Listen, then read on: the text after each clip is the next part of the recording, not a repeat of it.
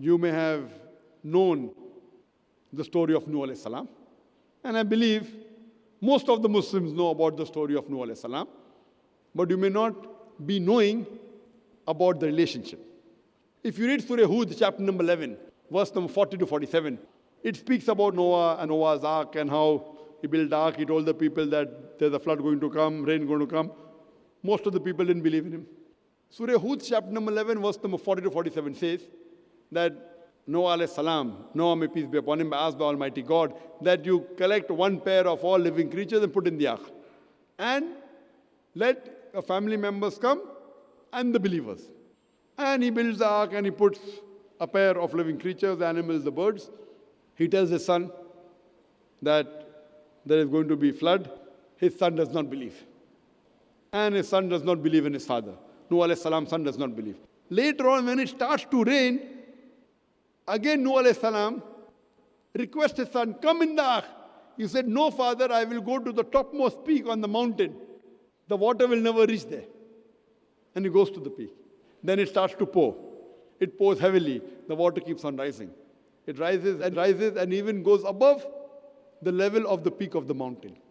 At that time, when his son cries out for help, Nuh alayhi salam tells Allah subhanahu wa ta'ala and reminds him of his promise that, Ya Allah, didn't you promise that you'll save my family members? Allah subhanahu wa ta'ala in Surah Hud, chapter number 11, verse 46 and 47. What reply does Allah give? Allah says, your son is not amongst your family members. Your son is not your family member. And do not ask for his safety. And you do not know. Allah says, your son is not amongst your family members. And you do not know, I know. Then Nuh alayhi salam asked for forgiveness. I have no knowledge, you have the best knowledge. Here Allah says, the relationship of Iman. That means he was his blood son, but he did not have Iman. So the relationship of Iman, the relationship of faith, is far superior even than blood relationship. If you read Surah Maryam, chapter number 19, verse number 47, there it is said in the Quran that Ibrahim alayhi salam prays for his father, because he had promised that he'll pray for him. But the verse of Allah says that you cannot pray for a person who's a mushrik, who worships somebody else besides Allah after he has died. And Ibrahim alayhi salam, after knowing this, he stops praying. Because his father was an idolater. So here the son leaves the father who doesn't have Iman for the sake of Allah subhanahu wa ta'ala.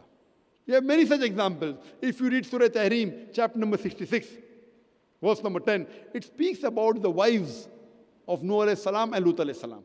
They did not believe, though their husbands were messenger of Allah subhanahu wa ta'ala, they did not believe. And both their wives had to perish.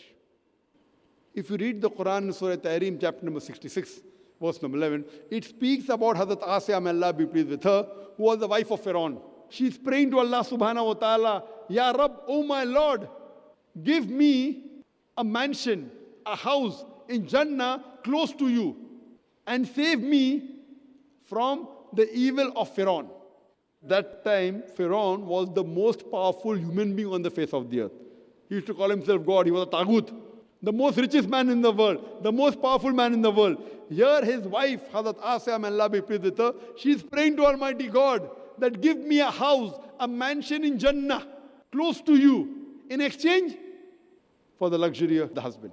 Imagine, she wants to exchange the wealth in the world, all just for a mansion in Jannah, close to Allah subhanahu wa ta'ala. All these examples show that the brotherhood of faith is far superior than any other brotherhood, even the brotherhood of blood relationship.